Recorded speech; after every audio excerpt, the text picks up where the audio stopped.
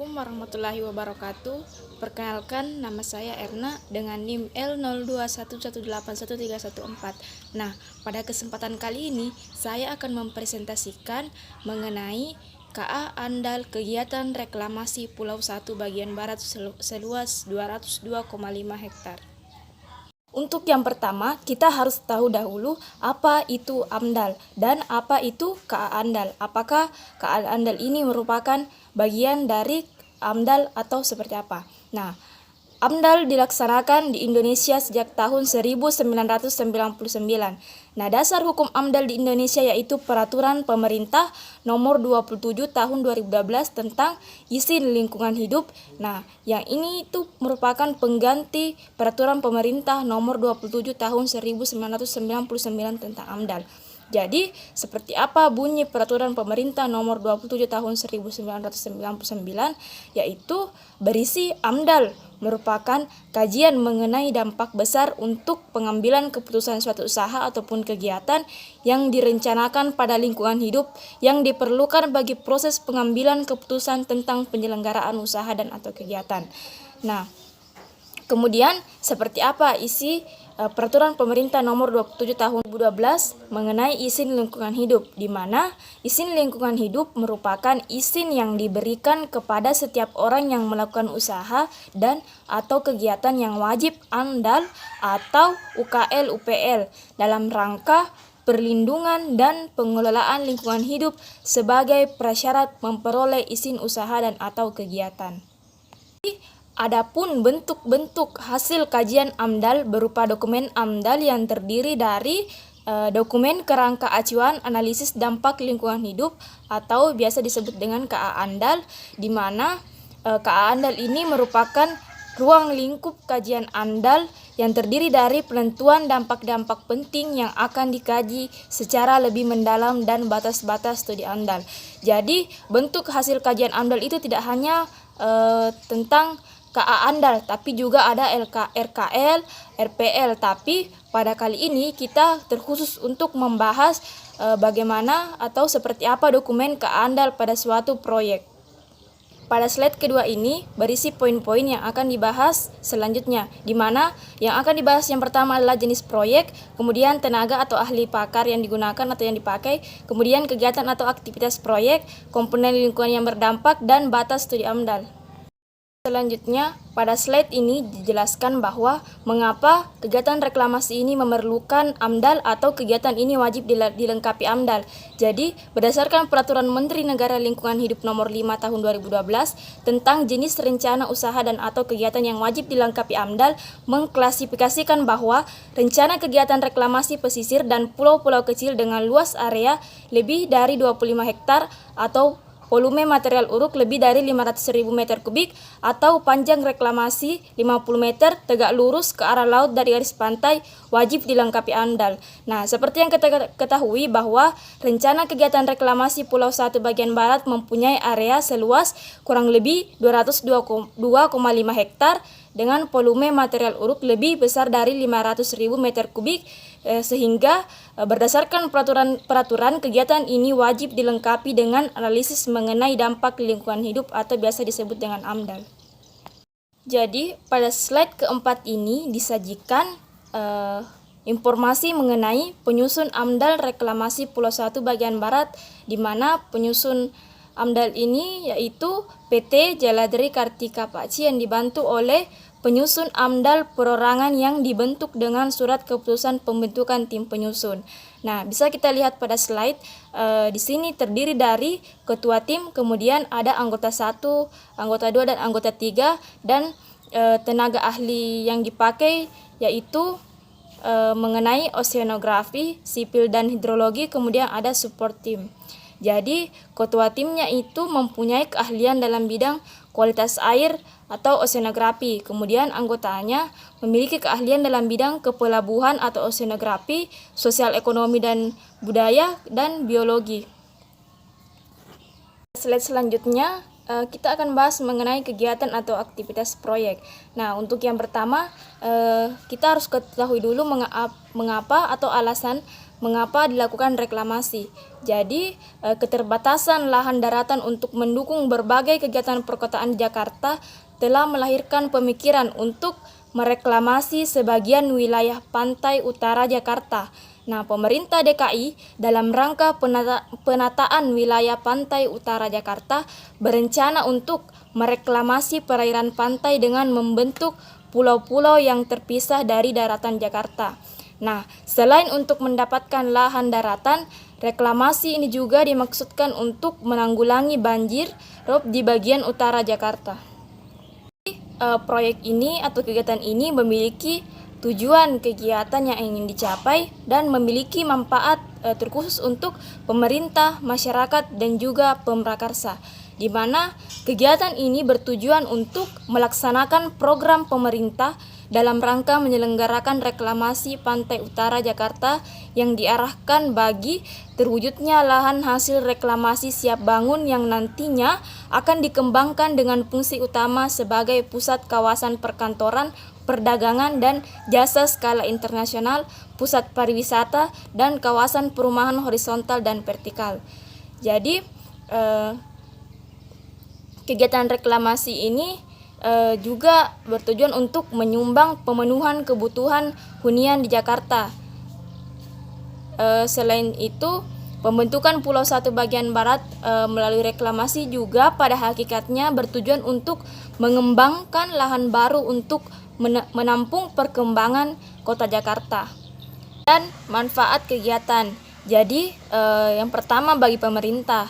Jadi, kegiatan ini berfungsi atau bermanfaat dalam tersedianya lahan untuk pembangunan pusat bisnis, pemukiman, dan wisata yang mendukung pembangunan di Provinsi DKI Jakarta. Kemudian, manfaat selanjutnya itu terlindunginya wilayah daratan utara DKI dari abrasi, dan kegiatan ini juga diharapkan pula dapat memberi kontribusi bagi peningkatan pendapatan asli daerah dan memajukan pembangunan di DKI Jakarta. Kemudian, bagi masyarakat diharapkan kegiatan ini bermanfaat dalam membuka lapangan kerja bagi masyarakat. Kemudian bagi perusahaan seperti kegiatan ini sebagai usaha atau investasi bisnis. Oleh karena itu, pelaksanaan reklamasi harus memperhatikan kepentingan lingkungan, kepentingan pelabuhan, kepentingan kawasan hutan bakau, kepentingan nelayan, dampak terhadap banjir ROB dan kenaikan permukaan laut serta sungai, dan kepentingan dan fungsi lain yang ada di kawasan Pantura. Selanjutnya, pada slide disajikan peta lokasi reklamasi.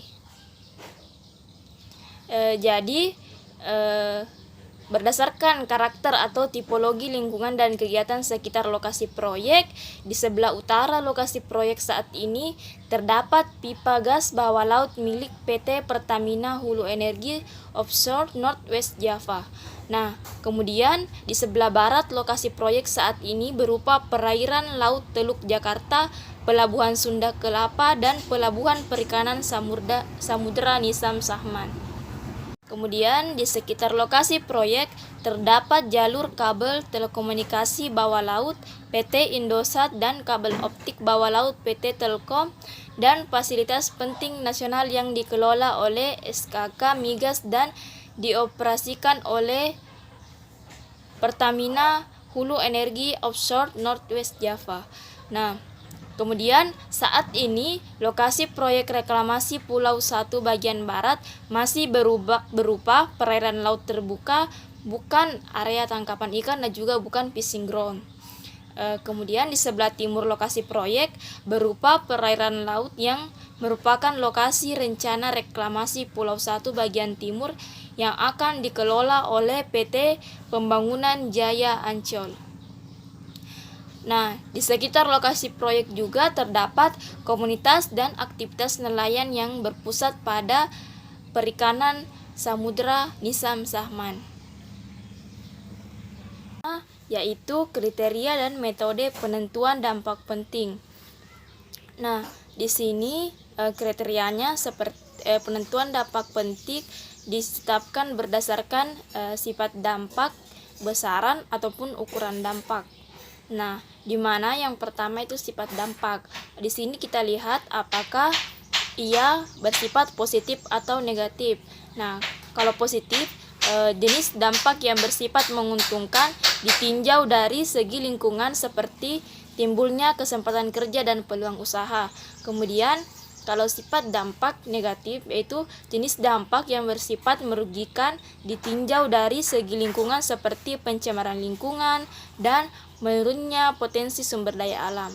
Kemudian besaran atau ukuran dampak. Nah, penentuan besaran dampak penting dilakukan dengan pendekatan perubahan lingkungan dilakukan melalui dua opsi, di mana yaitu saat dilaksanakan proyek, saat proyek berlangsung dan setelah proyek berlangsung atau setelah proyeknya selesai. Kemudian sifat penting dampak. Nah, di sini kita menilai itu seperti apa atau berapa banyak jumlah manusia yang terkena dampak, luas wilayah penyebaran dampak, intensitas dan lamanya dampak berlangsung, banyaknya komponen lingkungan lain yang terkena dampak, atau ada atau tidaknya ilmu atau teknologi penanganan dampak. Kemudian di sini juga ada metode dalam penentuan dampak penting, di mana metode ini terdiri dari metode formal dan metode non formal.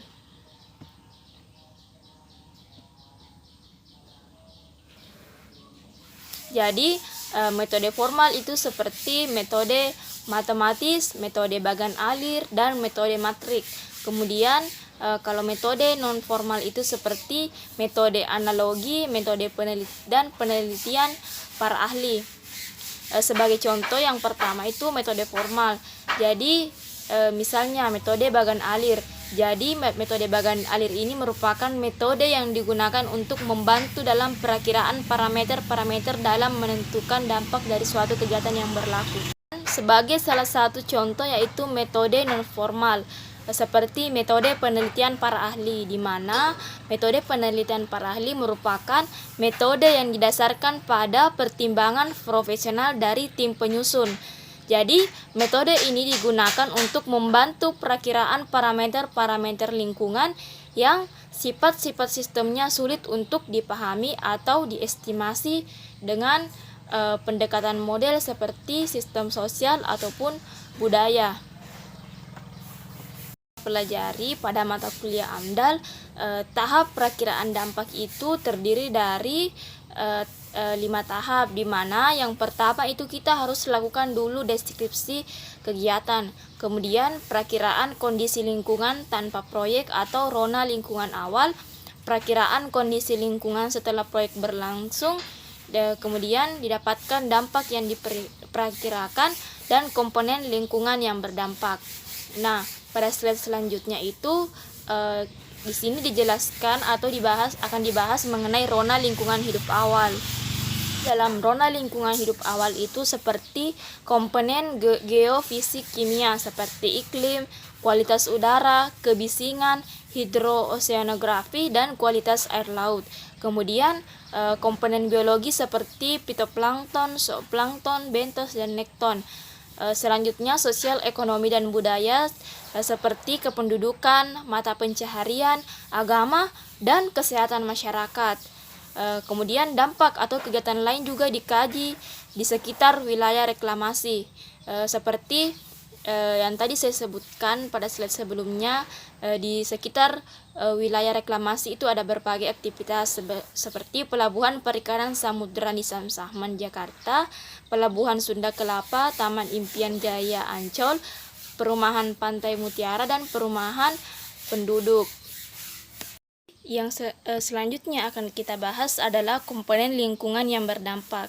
Jadi di sini sudah disediakan matrik interaksi dampak penting, di mana terdapat komponen lingkungan yang berdampak pada tahap prareklamasi, tahap reklamasi, dan tahap pasca reklamasi. Jadi salah satunya tahap prareklamasi. Dalam hal penetapan lokasi akan terjadi perubahan persepsi masyarakat.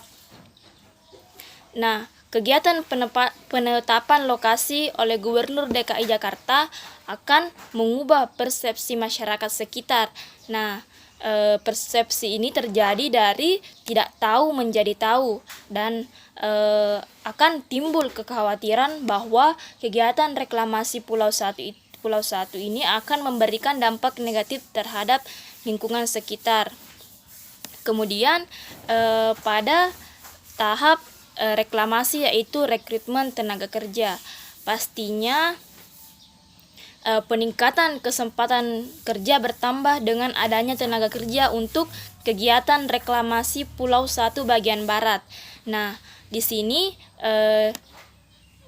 beberapa tenaga kerja yang diperlukan itu harus memiliki juga beberapa keahlian seperti bisa menjadi awak kapal, sopir, kenek truk, dan lainnya.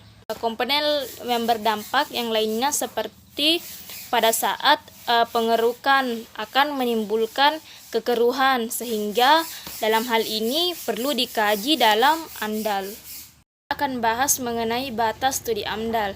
Jadi di sini wilayah studi AMDAL merupakan ruang di mana komponen atau parameter lingkungan yang ada di dalamnya dipengaruhi dan dimungkinkan dipengaruhi baik secara langsung maupun tidak langsung di sekitar proyek. Nah, oleh sebab itu batas wilayah studi AMDAL ini akan ditentukan berdasarkan batas proyek, batas ekologis, batas sosial, dan batas administrasi. Batas proyek, sebelah utara terdapat perairan Teluk Jakarta, kemudian sebelah timur perairan laut rencana reklamasi Pulau 1 bagian timur, kemudian sebelah selatan pantai Marina dan Taman Impian Jaya Ancol, kemudian di sebelah barat yaitu perairan Teluk Jakarta. Kemudian di sini batas ekologisnya yaitu seperti penurunan kualitas air laut, radius kurang lebih 1 km dari lokasi proyek, kemudian gangguan transportasi laut, radius kurang lebih 2 km dari lokasi proyek, dan di sini juga batasnya yaitu peningkatan volume sampah padat, radius kurang lebih 50 meter dari lokasi proyek. Kemudian batas sosial itu seperti batas kajian sosial meliputi pemukiman Ancol Barat dan Ancol Timur di sekitar proyek yang meliputi RW 1, 2, 4, dan 8 dan sekitar pemukiman Muara Baru Kelurahan Penjaringan. Kemudian batas administrasi itu yaitu di Kelurahan Ancol, Kecamatan Pademangan, dan Kelurahan Penjaringan, Kecamatan Penjaringan, Kota Administrasi Jakarta Utara. Selanjutnya yaitu di sini disajikan batas waktu kajian, di mana dampak penting hipotetik pada tahap prareklamasi, reklamasi, dan pasca reklamasi. Kemudian batas waktu kajian. Di sini pada tahap reklamasi itu seperti perubahan persepsi masyarakat dikaji selama 1 tahun. Kemudian pada tahap reklamasi sebagai contoh gangguan biota laut itu dikaji dalam waktu 2 tahun. Jadi ini dikaji selama kegiatan pengerukan, senke, dan reklamasi. Kemudian pada tahap pasca reklamasi perubahan pola arus dan gelombang itu dikaji dalam waktu 5 tahun. Semua proses dilaksanakan, maka selanjutnya yaitu pada tahap penilaian kelayakan lingkungan. Jadi di sini ada kriteria kelayakan lingkungan, kemudian ada keterangan seperti kriteria kelayakan lingkungan itu kesesuaian dengan rencana tata ruang wilayah. Nah, rencana reklamasi pulau ini termasuk dalam kebijakan tata ruang DKI Jakarta dan telah mendapat izin prinsip dari Gubernur DKI. Dengan demikian, kegiatan ini telah sesuai dengan tata ruang. Jadi di sini ada keterangan yaitu rencana kegiatan layak lingkungan. Kemudian selanjutnya akan dikaji juga kebijakan di bidang perlindungan dan pengelolaan lingkungan hidup serta sumber daya alam yang alam yang diatur dalam peraturan perundang-undangan. Di sini juga keterangannya yaitu rencana kegiatan layak lingkungan. Kemudian hingga sampai pada tahap yang nomor 10 ini tidak dilampauinya daya dukung dan daya tampung lingkungan, di mana di sini juga keterangannya yaitu rencana kegiatan layak lingkungan. Oleh karena itu, berdasarkan hasil kajian dan penilaian kelayakan lingkungan, rencana kegiatan reklamasi Pulau 1 sebelah barat dengan luas 202,5 hektar dinyatakan layak lingkungan. Presentasi saya kali ini hanya sampai pada tahap penilaian kelayakan lingkungan. Jadi itulah tadi langkah-langkah yang harus ditempuh atau data-data yang harus dilengkapi dalam membuat dokumen KA Andal. Cukup sekian untuk presentasi kali ini. Saya ucapkan terima kasih banyak untuk teman-teman yang telah menonton video ini. Sekian, Assalamualaikum warahmatullahi wabarakatuh.